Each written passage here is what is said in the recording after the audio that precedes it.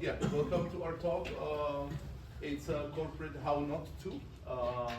It's inspired by true events in a totally fictional company. We should have a slide on that. You skip Yeah, ahead. I skipped ahead. Okay, But it's on me you'll then. see, yeah. It's, And yeah, it's a not super technical talk, but I think it gives a very nice insight on how some things work and how some things could work. A little bit about us. You can start because you're. yeah, so we're wannabe pros. We'll never be pros in anything because we're just brain dead, retarded dogs, as you can see. But yeah, we'll work in cybersecurity for a couple of years, and I think the main point of this slide is we don't have a who am I, because blue teams have detections for who am I. So don't use who am I, use something else. And yeah, we are the corporate guys, so all these stories are from the corporate environment, and we love it. Big transition, a sign of things to come. But anyways, yeah, the corporate environment is very nice for security, and as you can see, I'm apparently the dumber one because I need like 145% of my password to actually log in. He just needs 15. But yeah.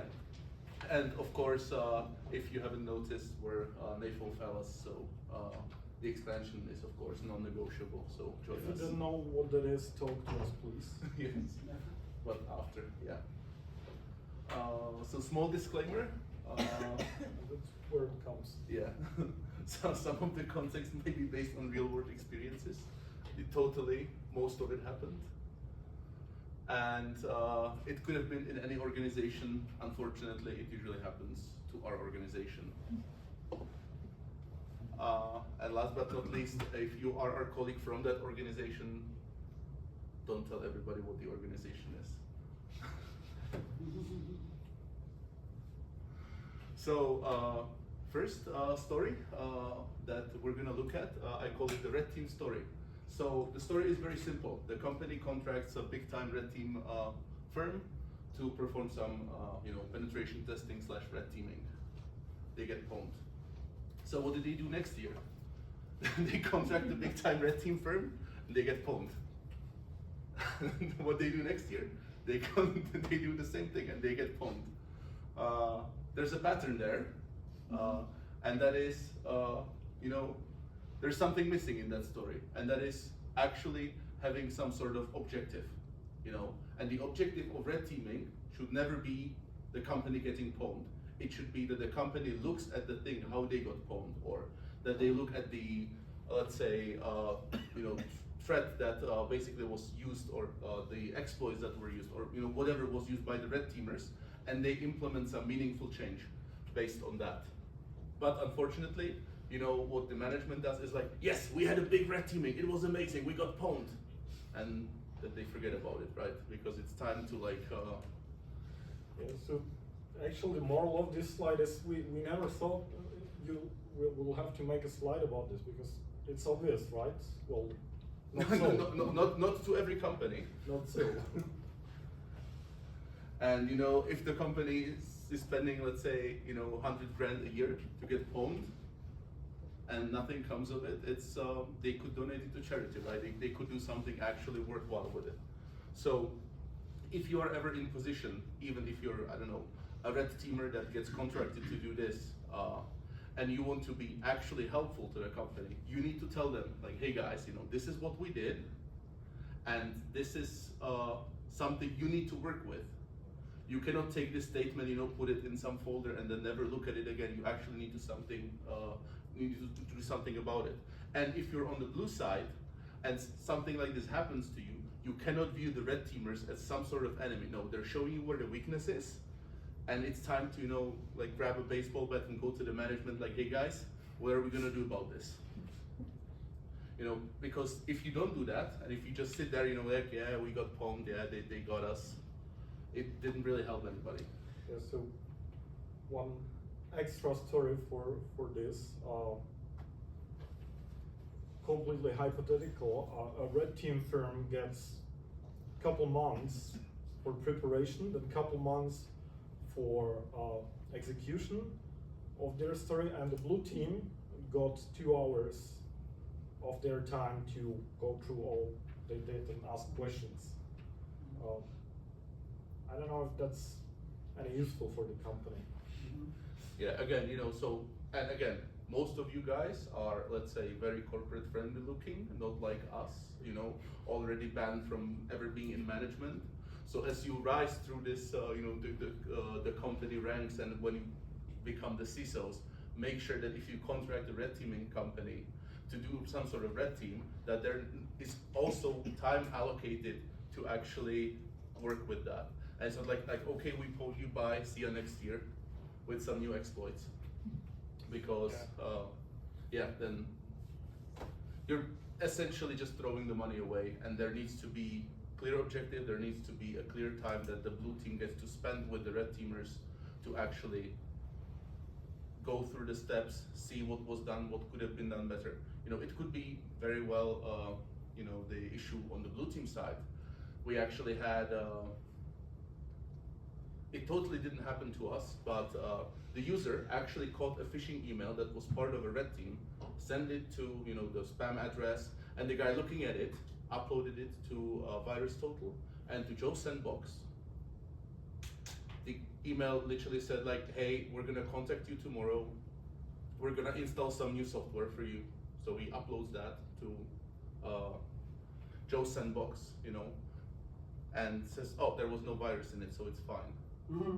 But if he actually followed through on that, and if he noticed that it's from some like completely typo-scotted domain, he could have actually like maybe wrote to the user like, hey, did they actually make contact with you again? Did they actually try to install something for you? And we could have caught them. But no, the email contained no viruses, so it was apparently very fine. And that was also one of our, let's say, findings. But some of the findings could literally be missing tools, missing logs, missing everything. And it's very important that the blue team gets a chance to do a review and see where the actual issue was. Not just like, okay, you got pwned now, you have to live with it or something. It usually it's like, you got pwned, now improve. Yeah, if what? you get that, challenge it. If I'm to improve, I need time with the red team to ask what they did, how they did it, how I should improve. And maybe one more thing to this, do some sort of, let's say, threat modeling for your company before you contract the red team. Because let's say, if you are a flower shop that has like literally one small shop that you sell some roses from, don't contract the CIA to do some red teaming for you, right? Do it, let's say, proportionally, because our company that totally wasn't our company literally said like, oh my god, we got pwned. But what happened was essentially they were operating on the level of like states, basically state-sponsored actors that would attack like military installation or some power grid or whatever, which is like completely unrealistic, because what the company is facing every day is people being idiots and sending Walmart gift cards to the CEO and stuff like this, and that wasn't very helpful basically for us. I think we can move on to the next one, or we get started. As to the findings, this is another story based on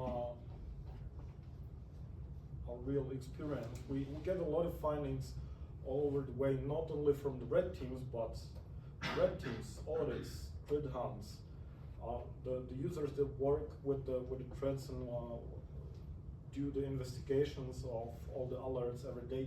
They also have valuable observations and findings, etc.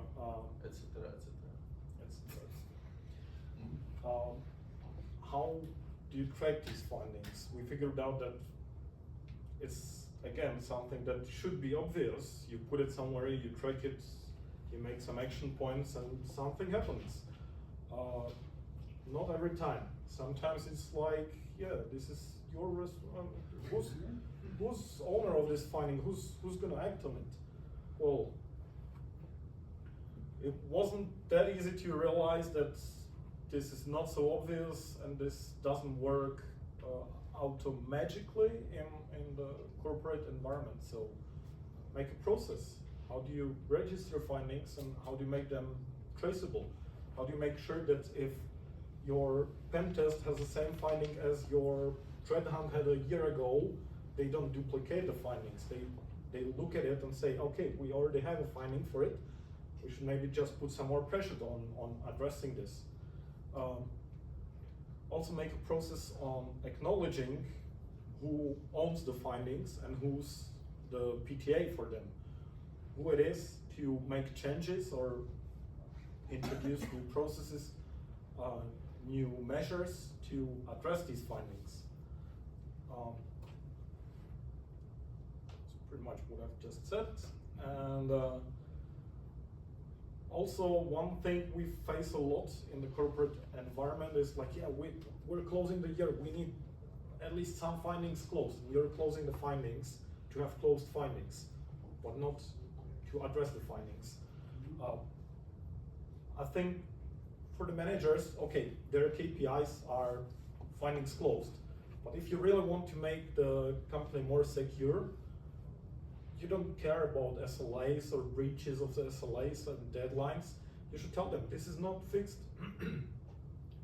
If you really care about the security, breach the deadline, explain to your supervisors why it had to be done, and go fix the finding. Don't close the finding just to have a closed finding. Yeah, I think that's a nice segue to the tale of an application owner. So there's these two application owners, Alice and Bob. This is the indicators on how well Alice does. So the application's available, some incidents are resolved within SLAs, and then application has like a green check mark in all the compliancy fields. And then Bob, unfortunately, has a different third metric, and that is minimizing the number of risks and exceptions logged for the application. So there is a bit of difference, right? So who do you think got the bigger bonus? Of course, Alice, right? Because everything was green. Do you think which application ran better? Doesn't really matter. Well, probably Alice's as well, right? Because she's still using, the super old legacy systems. She didn't have to do any updates. She just was available all year long. There was no problem. And which company actually got bankrupt because their application, was kind of shit, and it got pwned, and all the client data leaked? It was also Alice. So the moral of the story is basically what Mateusz was just saying is the companies have, let's say, very weird metrics when it comes to security. Because usually they kind of take security almost as an afterthought, and we have, as a security and as like a corporate environment overall, not just like our company, but overall the companies, we have learned nothing from Equifax. Every manager that has anything to do with security is, and pardon my words, furiously masturbating anytime they hear about Equifax and like how we're doing better and our security is in the green, and they have not learned a single thing. Because they do exactly the same thing, just dressed better. They put out some compliancy checks. They make sure that everything is greenlit, and then they're like, yeah, we're fine. The issue is, it is not fine, and we have seen many times like, oh, why are you using old authentication schemes? Oh, well, this application needs it, and it needs to be available. Why don't you update the application? Or like, why the hell doesn't the application update to be able to use this? Well, it's not their goal. Like, it's nowhere in their goals for the year does it say we need to be more secure. It just says you need to have these checked. You just need to have these fields checked, and that's such like a wrong mindset that basically all the companies are in, and are still in, even though they were showed multiple times that this doesn't work, and that is the biggest problem that usually companies of a certain size face. It's literally the finding is closed. Does anyone challenge how the finding is closed and if the issue was already really addressed? No, the finding is closed. There's a green check mark. That's it. Yeah. All good. Yeah, and it literally goes to like, okay, your application has this type of vulnerability. Well, we will add it as an accepted risk. It's like, have you thought about, I don't know, patching the vulnerability, changing something? No. You see, we need to have a green check mark. So that's something. Again, as you make your move to the management, please set the let's say goals for applications and for all the basically for the entire IT. Right? We had a really nice example when I was working for a different company that wanted to actually do security. Well, not really actually, but they tried to pretend like they want to do security, and they said, okay, the goal of SOC this year is to onboard everything. You know what the problem was? They didn't hire like, I don't know, some Mr. Robot hackers that would like hack into everything in the company and install some Splunk forwarders in it. We would be like, hello sir, can I install Splunk forwarder? Like if I don't, I get fired. And what happens to me if I don't do it? Well, nothing, but I will get fired. So if the company wants to be secure, security needs to be on everybody's goals, not just securities, because then people will ignore the security because it's not their goal. And it's a nice bridge to the next one again, because everyone's part of the security team, right? As they tell us, and security can be fun. We've got all these security awareness workshops and all that shit. Everyone knows clicking links is bad. Everyone is bored hearing why. There's a lot of companies trying to bring some fun into this. So yeah, now it's fun for them. Except, what did this actually bring? Do you have better security by telling users they have this new system where they're assigned some scores for doing good? A lot of us probably have seen the phishing training campaigns where you get points if you report the training emails. What happens if you try to report every single email? The ones that are part of the training, you get points. The ones that are not part of trainings, you get nothing, so you don't really care, right? And that is not something that we have made up. In the company that I used to work for, we had like 150,000 users, and one of them literally figured out, if I literally report every single email that ever comes into my inbox, I will probably score more. I will probably like catch all the bad ones. So we legitimately started doing like this monthly of like shout out to this random person that reported the most threats, and then we realized, first of all, like this person is literally reporting like 350 emails per day. So we had a look. She was receiving 350 emails per day.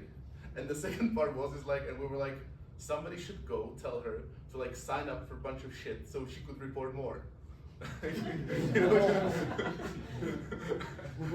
And we thought it would be a good idea. Then our boss heard that good idea, told us it's not a great idea. and we quietly stopped doing the monthly shout out for the most threats, and that person is still reporting those emails to this day. Hoping that these will come back. But yes, again, with gamification, it's amazing. The users will love it, but it is not a solution to everything. And getting through to the users is more important than making some sort of game out of it. Because what you are essentially teaching them sometimes is how to win at that specific game, not how to win at cybersecurity or not like how to win at staying secure on the internet. So you need to be extra careful. And like, for example, right now we're very excited because now our phishing training solution offers AI, and AI is gonna do a personalized training for you if you fail, and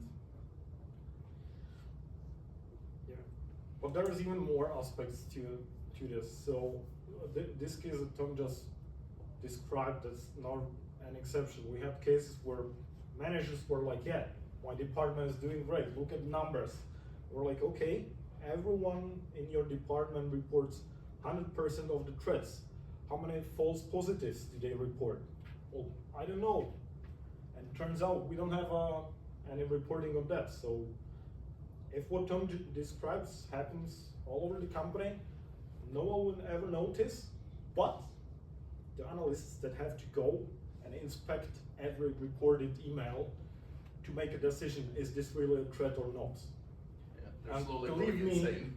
believe me, the analysts hate this because it's a lot of repetitive work that can be automated to an extent, but because the phishing threats are one of the fastest evolving threats, you'll always get something new, and it's always best to have a person look at it. So we basically have a dedicated person every day who's dealing with phishing, and they hate it if they have to review your legit emails, your Tesco advertisements, you won an iPad scams and shit like that.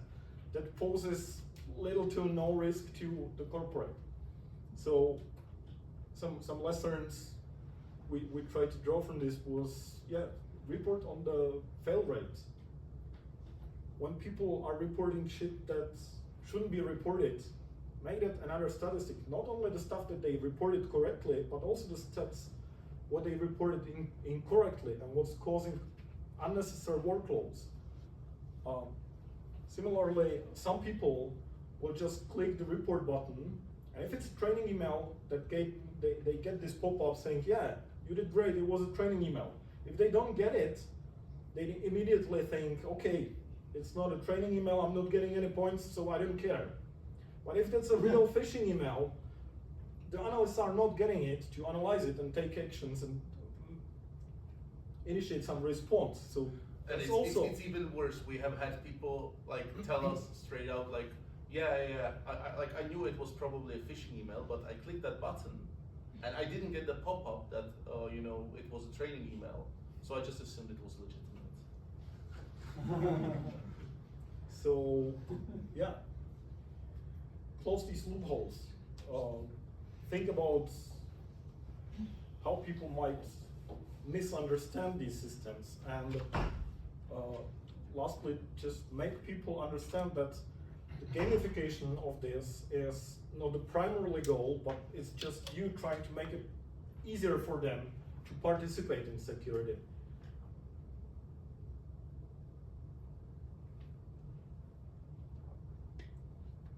And yeah, something similar goes for awareness.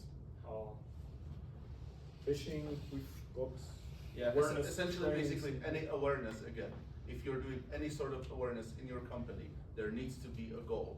And the goal should never be, or the goal is, but the goal should never be defined as, we will make the company more secure. No, it needs to have some sort of actual, measurable goal. Okay, let's say, I don't know, our users are only reporting 10% of the phishing emails they received, and the 90% they discard, they don't report it.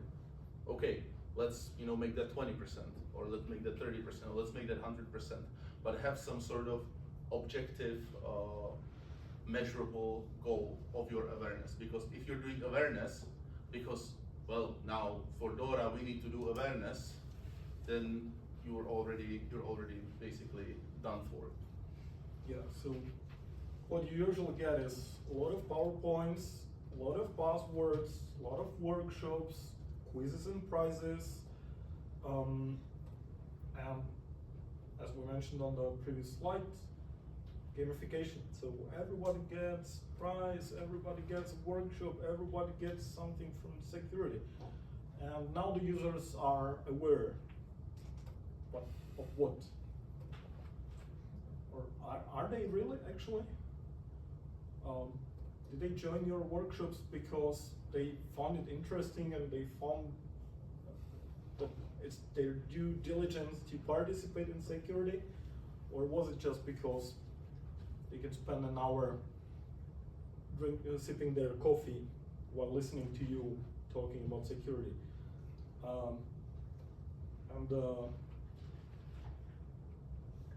We wanted to demonstrate this with one simple example. How many of you have had any kind of AI security talk, workshop during the last year?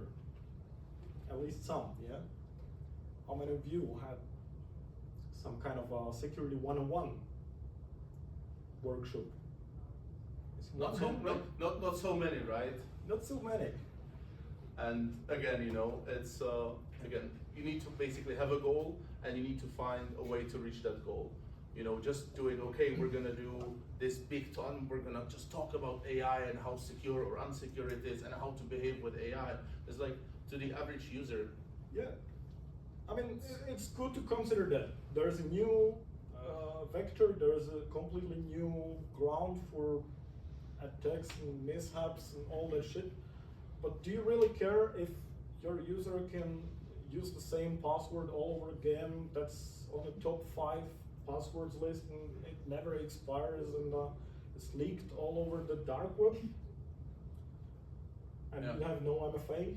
Again, you know, security is this kind of like pyramid, and everybody loves pyramids.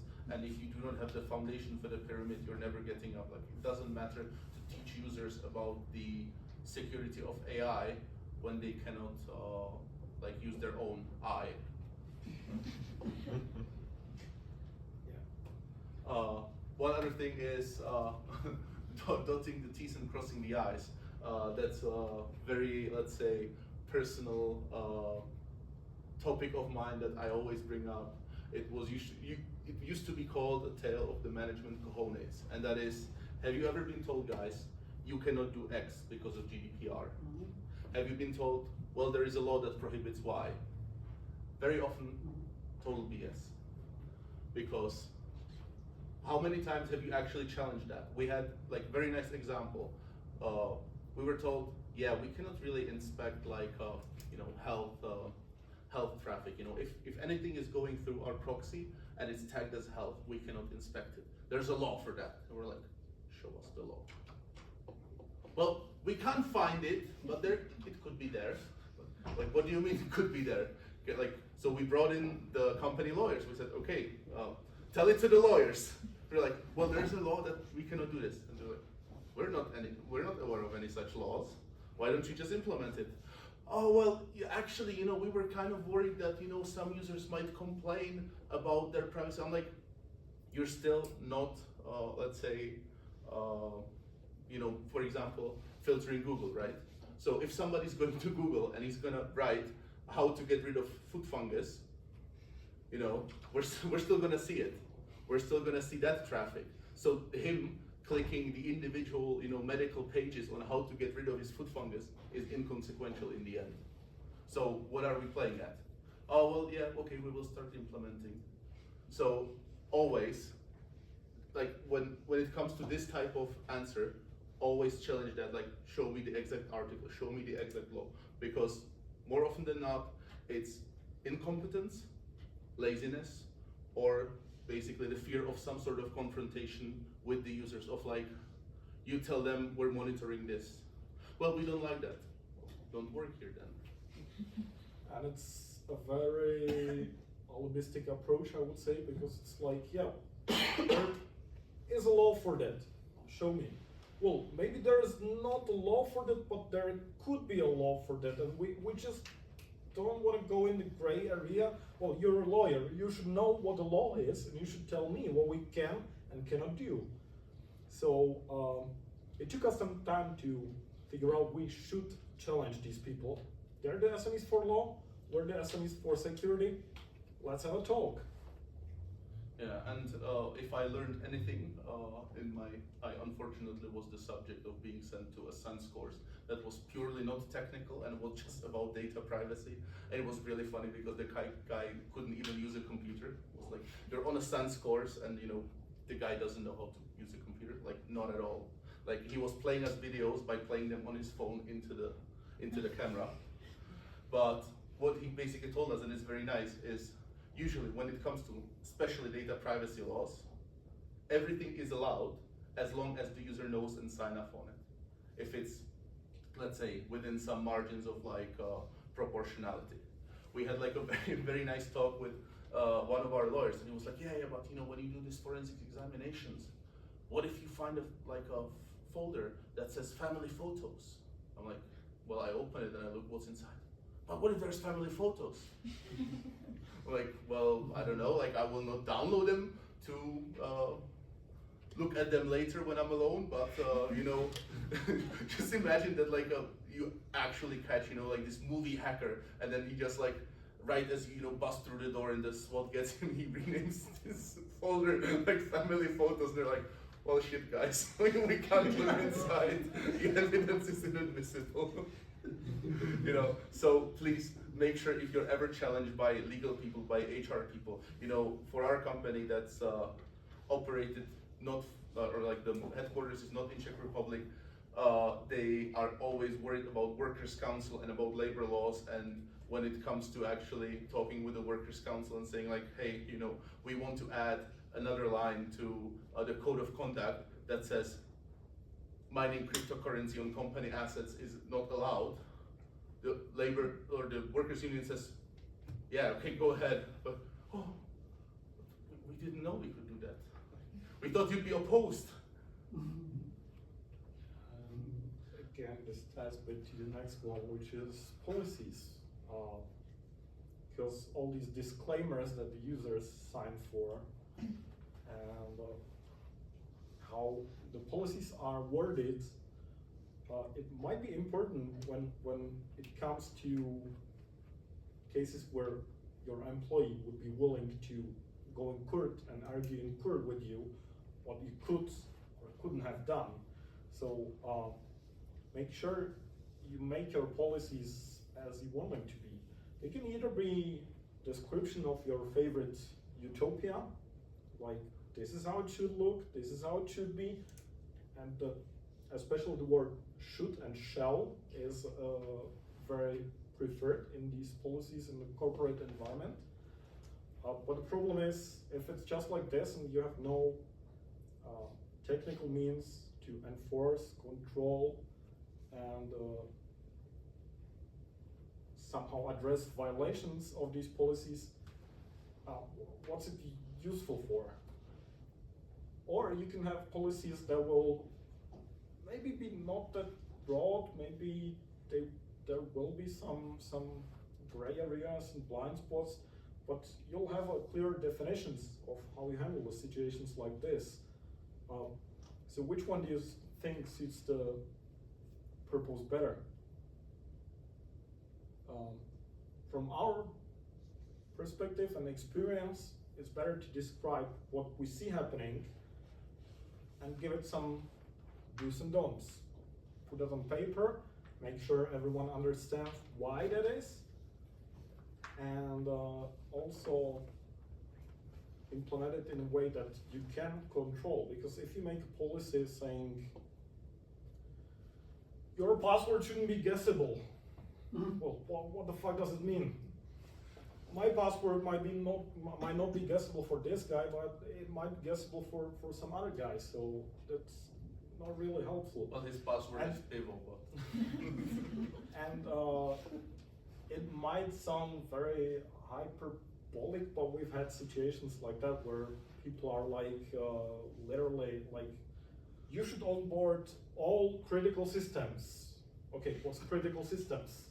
Well, we don't know, the ones that you consider critical. Okay, well, that's not how it works. You have to have a definition, then you can make a policy like that. So if you make your policies realistic, enforceable, and you know how to deal with violations, that works much better. And any other policies are pretty much useless. And we have some fun story on top of this. That's, again, a real world example. There is a guy that's like, yeah, I'm using this piece of extension in my browser. It checks my grammar. we look at it, and what it really does is it takes all your keystrokes, sends them to someone who you've not contracted, you've not signed any NDAs with them or anything. It tells him, yeah, your grammar looks okay, change this here, up, that, there, looks good. But at the same time, this guy might be sending company secrets or code that he's developing or sensitive data and stuff like that. No one thought about it before. It looked completely okay. And the same guy's like, yeah, well, you're at this. I'm also, meetings are boring. You have to put some meeting notes afterwards. And there's this tool, the AI tool. It listens to your call and it gives you the summary. Can you allow that as well? Because it saves me some time, saves me some work. We're like, not really. And the best part, of course, being like, oh yeah, but guys, it's free for personal use. So if I use it here for work purposes, we're saving some money, right? And again, that's not something we've added there just for fun. That's really happened. The guys like, yeah, I'm actually saving some money to the company by doing this. Am I not? So yeah, be careful with stuff like this. And for the love of God, like, never be afraid to enforce the policies. One very funny story is, way back, I was working for a company, and basically we saw some weird traffic. We started investigating it. Basically, a worker was using one of the company servers to host Counter-Strike 1.6 server to play with his friends. And we were like, we got him, okay. And then we go to work next day and we still see the traffic. And we're like, what happened? Well, turns out it says like, we don't have a specific policy against hosting Counter-Strike servers. I'm like, what about like using, company resources for, well, but it's not really mentioned there about Counter-Strike. So please, make sure that, if you know that something is bad and people are afraid to use, let's say, more broad policy, just create a new one, and for the love of God, don't let him play Counter-Strike for 6 more months. I'm just trying to speed up things a little bit because we've had this on the slides, just a little bit different example, but also stuff like, we've got pen testers, they check security of our applications and tools and all this stuff. We also realized that we don't have any policy that says only these guys are allowed to do this, and they should never do it on a production, because if you bring down production, that means no money. The best part was like, there was literally a guy who crashed the system, then he had like no authority, like whatever, he like randomly picked like an application from a list and just started pen testing it. He crashes it, it was the Polish guy, it was, and like, the application owner is kind of angry, right? So he goes to me, I go to this guy, I'm like, hey dude, you just can't do this. Why? Like, well, because you made him mad. Well, he should be happy I'm doing pen testing for him. I'm like, yeah, but he didn't ask you to, like.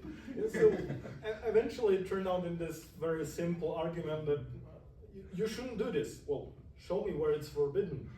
Yeah, but just imagine that you're walking home and like in front of your door there is a guy that's trying to like lockpick your door. You go to him, he's like, what the fuck are you doing? Well, I'm testing if your lock is up to the standard. Like, what the fuck, man? And for some reason, right? And I gave this example to the guy who was doing, and he was like, oh yeah, that would be really weird. I'm like, you do realize you're doing the same thing but digitally? No. So again, if you're making policies, and if you see a lack of policies, there needs to be policies. Especially privacy policies, because that's the pretty much the legal case we described before. Like, you can have privacy, but it can be easily taken away from you. And with privacy, one area we also had some fun with is DLP. Which we translated it here as don't lose privacy, because we have all these DLP solutions, rules, technologies that detect this. But we figured out when talking to the lawyers, yeah, you can look at the stuff that's on people's computers, but you cannot really look into the content because it could be private, it could be sensitive, so you shouldn't read that. So yeah, you have all these tools, they will detect, they will tell you.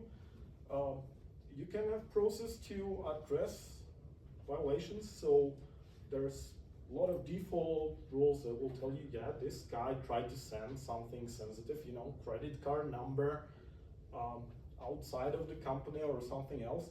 But how do you actually address such violations? If you can't read the data, you can go and ask the user, and he'll tell you, yeah, it's not what you think it is, and that's it. And you can't really read the raw data. Well, is it worth really checking for this? And if you talk to lawyers, privacy usually takes precedence because nowadays everyone's like, yeah, GDPR, we cannot do this, we cannot do that. Makes a lot of sense. We want people to have a sense of privacy even in work. But on the other hand,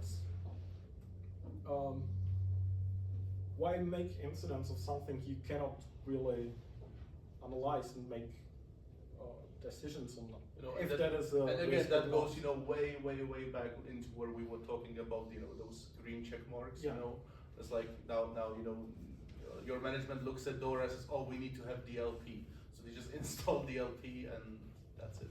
Turn it on. It's turned on. Check mark, check. We're good. And from our experience, if a threat actor wants to exfiltrate data, they will. If you want to look for that, DLP, not too helpful. Same for disgruntled employees. If they want to take out some data, they will. So these are usually like post-damage incident response because it's already happened and you need to contain the damage, not the incident itself. So DLP, from our experience, makes sense to prevent accidental leaks. There, it's okay. Someone's trying to send something they shouldn't, give them an alert, that's good.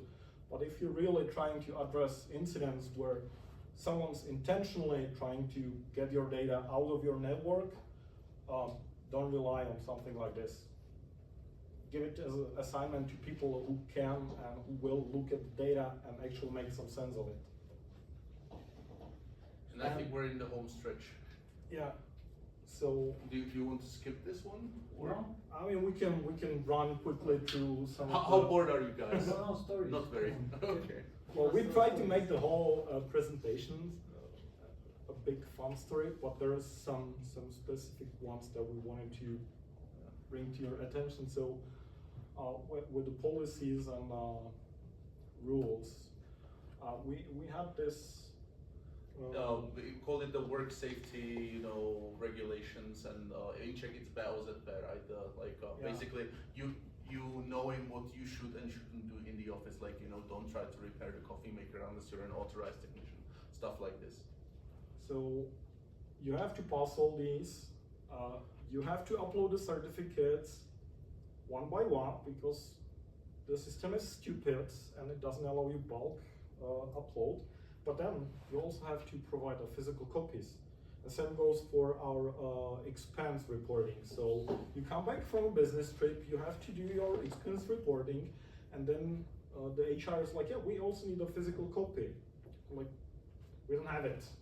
It's 21st century, we got this in a PDF. Well, we still need it, so you're gonna have to print this, sign it, scan it, upload it, and give us the printed copy. So yeah, there's no. We also have this other system. I think that's for actually these certifications where it's like, yeah, you passed the training, you passed the exam, please sign and upload. So yeah, here is your certificate, please sign and upload. Except if you look at the properties of the PDF, for some reason that I cannot comprehend until now, this is the properties of the PDF. You can do stuff with it, but signing, someone thought, yeah, no, we shouldn't allow signing. So you have to print it, you have to sign the printed copy, you have to scan it and upload the scanned document. You want to take this one? Yeah, sure. So this is something that totally didn't happen, and essentially, you know, you guys definitely know what DMARC is, and you know how we use it to, let's say, authenticate, you know, the, let's say, origin of an email, right? And what happens in a lot of companies is you have a partner that's really shit at security. So instead of telling them like, hey, you should fix your DMARC stuff, and you know, you should fix your, you know, the allowed email or the allowed IPs for your sender. And the disclaimer, they actually do. And that's the They funny fix part is their- like, and you know, when we pointed this out, they actually very often they do it because they realize like, oh, that's why like, everybody's complaining that, you know, they don't receive our weekly email blast. But what big companies do, because it's like, oh my God, you know, we're gonna do this amazing like employee survey, and like, how do we make sure that everybody gets it? Well, we're gonna whitelist them. And whitelisting in Microsoft is very funny, because if you whitelist something, the system doesn't care anymore. On the level of like, you basically do not whitelist like, okay, emails from this IP are safe, or emails from this, you know, this tenant are safe. You literally whitelist the sender, and as long as the email appears to be from that sender, it is whitelisted. So of course, what could go wrong? Like somebody, you know, sends you annoying emails, you know, like you're fired, or somebody that's a little bit more pissed, you know, could create like a lookalike. And There's our favorite quote from Twitter that Rick Astley has probably done more for cybersecurity than all the trainings combined. And with that in mind, what we did, what we didn't do, I mean, hopefully. This is something that you received, you know, and and if you click the email, you got this. And for some reason, we were not as popular with the management since that time. And like, I cannot comprehend why, but yeah. So again, the funniest part is we then had a look into our whitelists, and there is literally like mind-boggling stuff, like company name fundrun2012.com is whitelisted. So, you know, if if the CEO from the past wants to write to somebody, you know, for some gift cards, they totally can. They will never be stopped.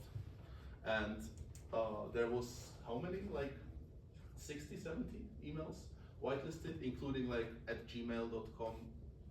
You know, so somebody tried to, you know, send something from their email to their company email. It didn't work, so they went to the O365 team. Like, hey guys, can you whitelist my Gmail? You know, it's totally legit. You know, nothing bad can ever happen. So yeah, that is whitelisting for you. So again, moral of the story is whitelisting is the last resort, and shouldn't I think under normal circumstances, there shouldn't be any need of whitelisting of emails, because what you can do is you can ask the other side to actually do their homework and fix their stuff. Or if there is need, make it temporary and make a clear deadline when you're removing the whitelist. Yeah, that was clear to the counterpart. Yeah, that was also very funny, because we challenged the email, the O365 guys, and we're like, hey, so why is this here? Well, we don't know, you know, it was in the old ticketing system. Like, isn't that a good reason to delete it? Because you don't even know why it's there. No, you see something could stop working. And you know, we have availability in our yearly goals. And just very quickly, our last example that ties to the policies. You can have a very strict password policies and requirements on the on-prem. Hybrid environments are still a thing nowadays, because not everyone's full cloud. There's a thing called password hash to the Azure AD, now Entra ID, which you can enable, and it's a very nice thing because it makes your on-prem synchronized to your cloud environment, cloud Active Directory. You can put multi-factor authentication everywhere. You can require strong authentication, which is all these Windows Hello and user PIN tied to TPM and stuff like that. You may end up in a situation like we totally didn't, but hypothetically could have, where your password is expired, but you can still sign in with your password. And that is the strong authentication, and it's not a flaw, it's not a bug, it's a feature. So if you do this, if you synchronize your password, but your password is expired on the on-prem AD, you can still use it. And to our surprise, you can even bypass MFA by using the expired password. Sometimes we didn't go into exploring why that is, but basically, if you have any applications that sign you in with a single sign-on, and you do this, you sign in with an expired password, you bypass the MFA, and all the applications, all the other systems that are single sign-on will work because you've already got the token, your session is completely valid, you're authenticated, you can do whatever you want. So that in combination with stuff like default passwords predefined by the service desk when you ask them to reset and they give you, yeah, what is it now, winter 2024, totally doesn't pose a great risk to your company. Luckily enough, there's this one little thing that you can enable which forces the sync. So if you want to fix this, if you want to have a look, if you would figure out that this might be happening in your company, you can fix that. It's not that hard. It just takes a bit of Googling and finding this specific key that does that. And that's the last example. So with that, just a quick summary of our presentation. First of all, make your expectations realistic. If you want to have a realistic security in your company, make your policies realistic, make your users aware of why you're doing what you're doing. And make sure you're enforcing them, because if you write a policy that you don't enforce, it's just a fairy tale. Yeah. It's not a policy. Yeah. Same with other stakeholders like the lawyers, your data privacy, or other departments. Talk to them, understand their needs and their requirements. Tell them why you're trying to do what you're trying to do, and have a discussion on what's doable for them. And funnily enough, they are usually, after they realize that you might be an idiot, but you're not going away, they are much more receptive to your requests. Because we had basically this thing with our lawyers where we didn't talk for like 5 years. We didn't really message each other. And then we had a very nice chat for like 1 hour. They realized that I'm very big, I'm very angry, and I want something from them. And ever since then, we're almost best friends. Well, almost.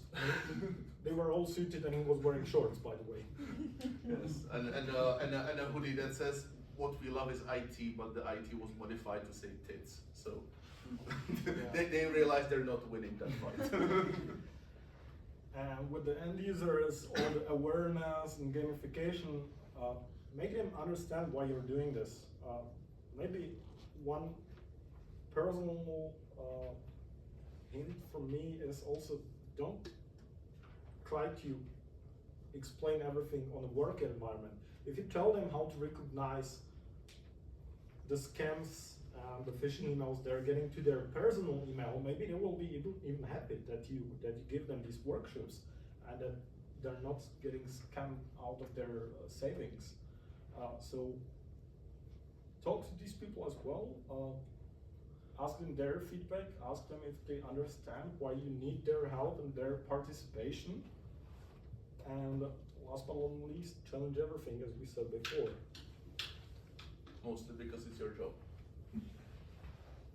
And yeah, and as we said, the users, basically there needs to be a cultural shift in the companies where now for real, people will understand that security is everybody's job. And we are here as the subject matter experts, not the people that just do the security and so that everybody else can, ignore it. Yeah. So That's it. I think that's it. Also, there is just an empty click. Okay. So thank you for the. So thank you for the attention. Hopefully it was a little bit of fun, little bit of eye-opening, little bit of words of wisdom from two rundown corporate Little bit people too long, maybe, but to future CISOs, and hopefully you are not sleeping. So thank you guys.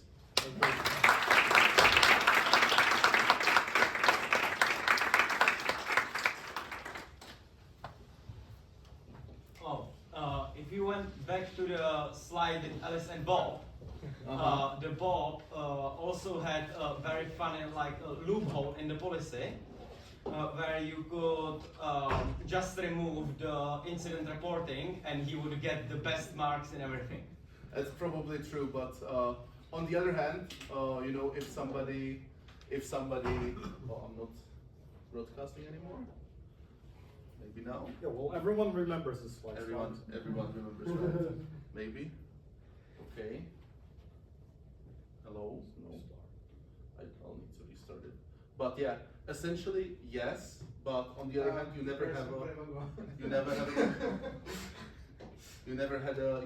like a complete control over who logs a security incident on you, right? So it's not just you recording incident on yourself, but I mean, that's exactly the kind of thing we're trying to talk about. Like, if you don't control things like these,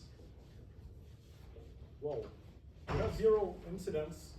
Is that because people you are have not no way logging the to, incidents, or you have no way of reporting incidents, or is that because you really don't have any incidents? Yeah.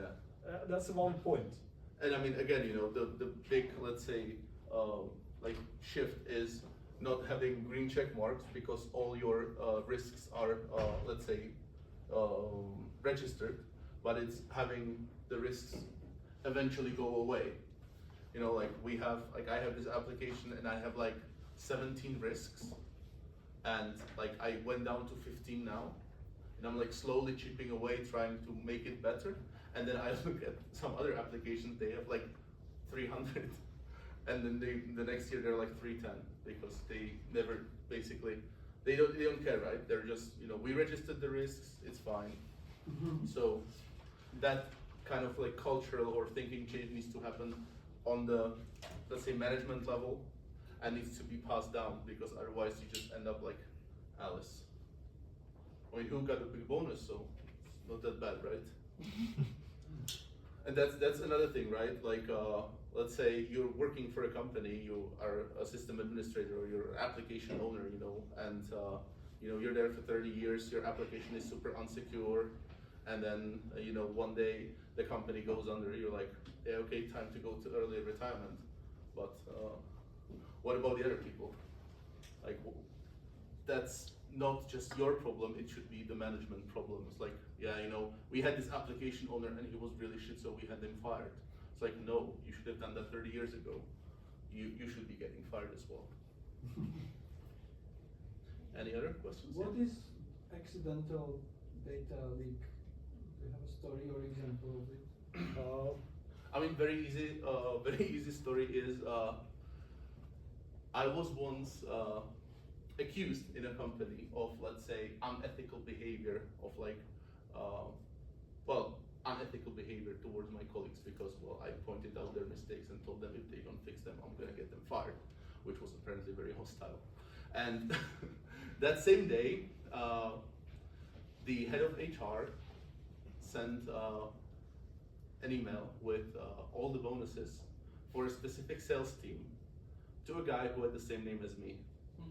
and his email was Thomas.lastname, mine was Tom.lastname, and she sent it to me. So I deleted that email, I wrote her back like, hey, this was probably for somebody else. We got to that like disciplinary hearing, and then they started telling me how I do not work with the code of conduct and how deeply bad employee I am. I was like, really?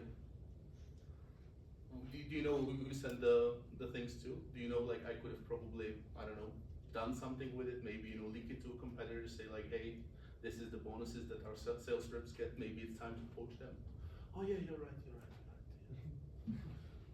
So basically, accidentally, you can send a lot of stuff.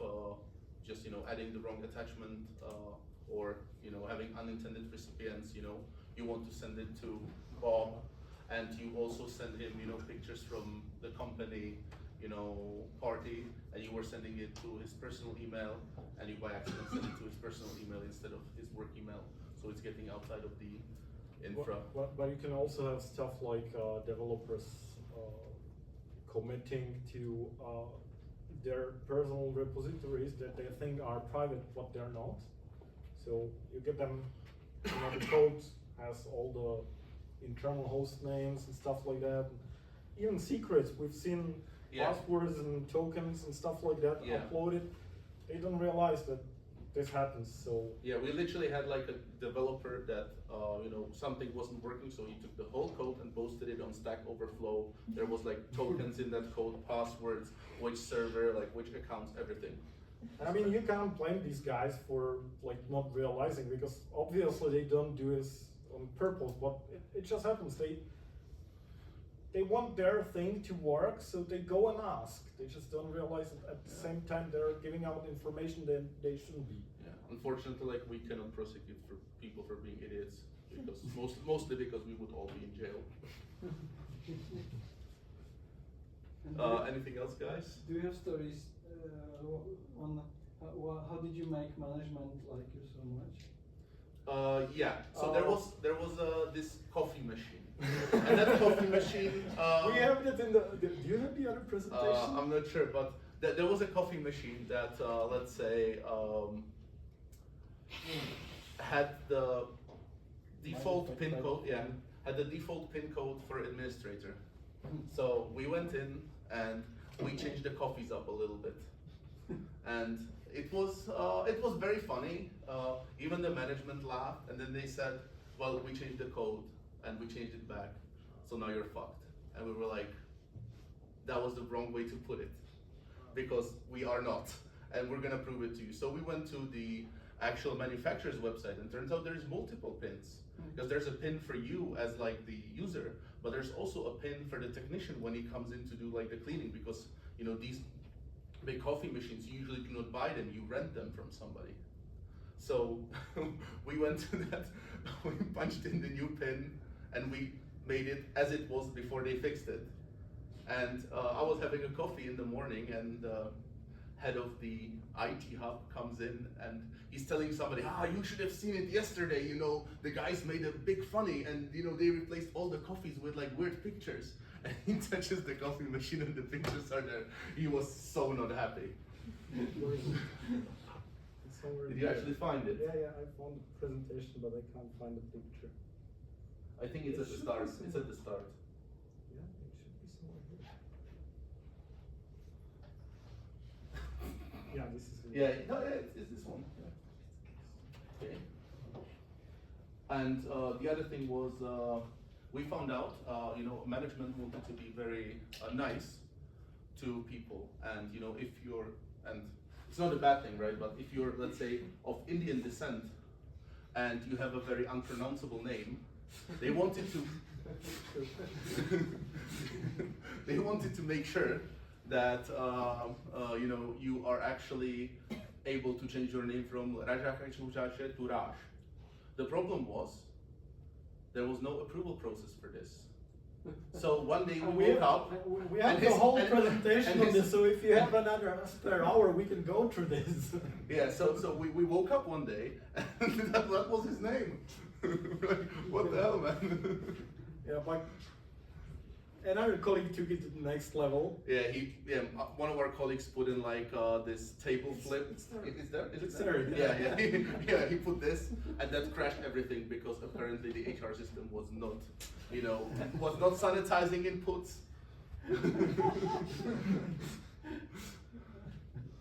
And yeah, so we upgraded the coffee machine multiple times. But I think our latest achievement is for the awareness platform and for these training emails. We just a couple months ago enabled this Fisher Friend feature where you have some templates, you can tweak them a bit and send a phishing email to any of your colleagues. And they're pretty obvious, so you could fish some guys by taking some information only they know or referring to a recent meeting or stuff like that.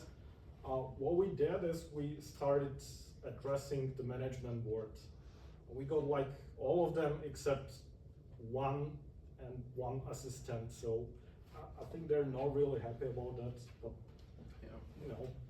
Yeah. all the time they're like, yeah, your rates suck, and now we're like, yeah, your rate too, so lead by example. Yeah. And of course, another thing is if your company is ever using Menti or some system like that, make sure that it's like authenticated users or something, that there isn't like anybody can join, right? No, Because this was I think still back during COVID. It was like, what is your plan for the next year?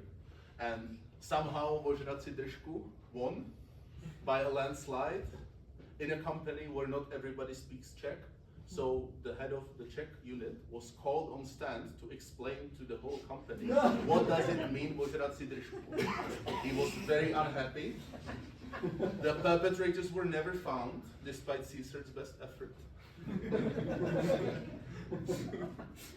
And this stuff keeps happening still. We had this recently this very nice lady come in to do a totally useless training with us about what was it called, like interpersonal relations and how not to speak rudely to your colleagues. And of course she had a Menti at the start, and of course there was Ožraci Držku about a million times. And she was a bit surprised that she's only got 15 people in the room, but there was 300 responses. And I don't want to be like proud of being mean, but I saw a little tear. that was there. So yeah, thank you guys. If there's no other questions. Yeah, thank you. I think it's time to move to the other place because we should leave in like 4 minutes. Thank you for the talk.